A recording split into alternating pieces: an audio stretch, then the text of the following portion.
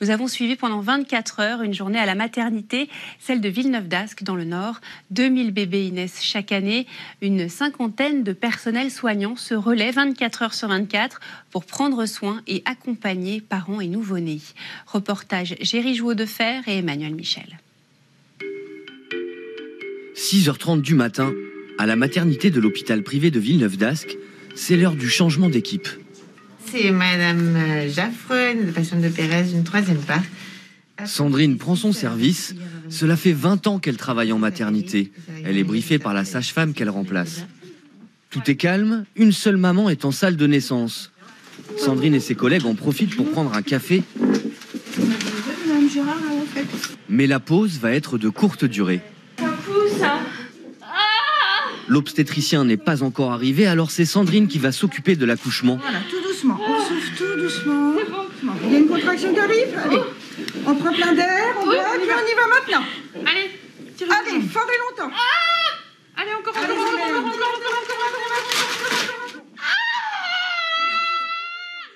En quelques minutes, le petit Jassim vient au monde. Une naissance sans encombre, la première de la journée. Tout s'est très bien passé. Super, plus que bien passé. Rapide, elle a poussé comme une chef. Et un beau petit bébé en pleine santé. Donc voilà, la journée commence bien. Avec le sourire pour tout le monde. Pendant que le petit Jassim, peau à peau contre sa maman, cherche le sein, l'activité de la maternité continue. Ici, 2000 bébés naissent chaque année. Une équipe de plus de 80 soignants accompagne parents et nouveau-nés, malgré la crise sanitaire et la crainte du Covid. Coucou. Parmi eux, le docteur Bertagna. On prend les repères tranquillement. Ouais. Il est gynécologue obstétricien. Il est 8h et il commence sa journée par faire le tour des mamans qui l'accompagnent. Pas de questions particulières ce matin? Non, pas forcément. Avant d'aller en consultation. Allez-y, je vous laisse vous installer. Tiffaine a 28 ans. Elle est à la moitié de sa grossesse. On va écouter son petit cœur déjà.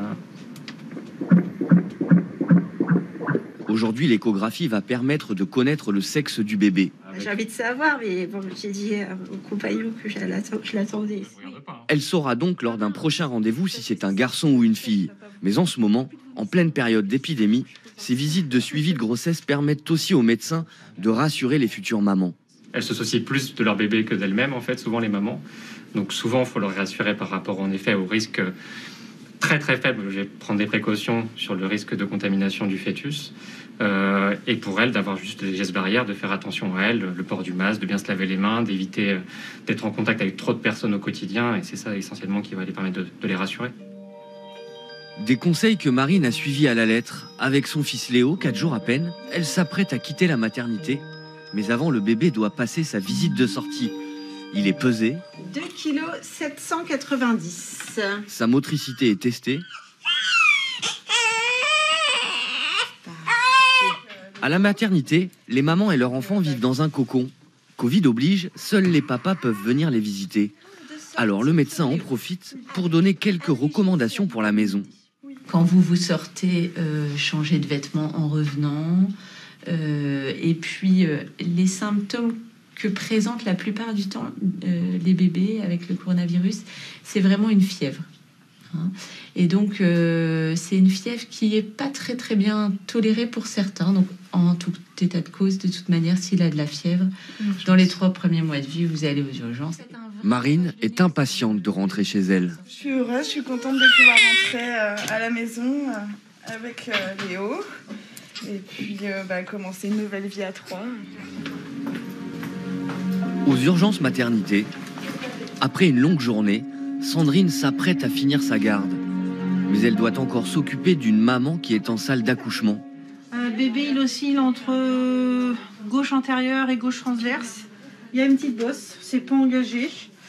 Et donc là, on doit refaire le point pour savoir si c'est voix basse ou si on va aller le chercher par césarienne ou pas. Quelques minutes plus tard, la décision est prise. Bon, ce sera une césarienne. Parce que le bébé, il descend pas. Il n'arrive pas à trouver son chemin. Donc, on va aller gentiment le chercher. Par la voie haute. Et c'est le docteur Bertagna qui est appelé pour l'intervention. On m'appelle, je pense que c'est le moment d'y aller du coup. Oui, allô? Oui? Eh ben, j'arrive tout de suite. Merci. Bon, merci beaucoup. La maman est emmenée au bloc. L'accouchement va prendre une trentaine de minutes. Comment ça s'est passé? Ça s'est très bien passé, tout le monde se porte bien. Une petite Alix qui est née, du coup. Nous retrouvons Alix, sa maman et son papa dans la chambre de repos. Si tout ne s'est pas passé comme prévu, fatigués mais émus, ils sont heureux d'être désormais 3. On va envoyer des messages, on va appeler tout le monde. On va laisser madame un peu se reposer, je pense, avant. Parce que c'était assez long. Mais s'y attendent tous, on avait prévenu juste avant l'opération. Ils vont tous sauter de joie. C'est la 3e naissance du jour dans la maternité. Une journée plutôt calme, mais intense en émotions.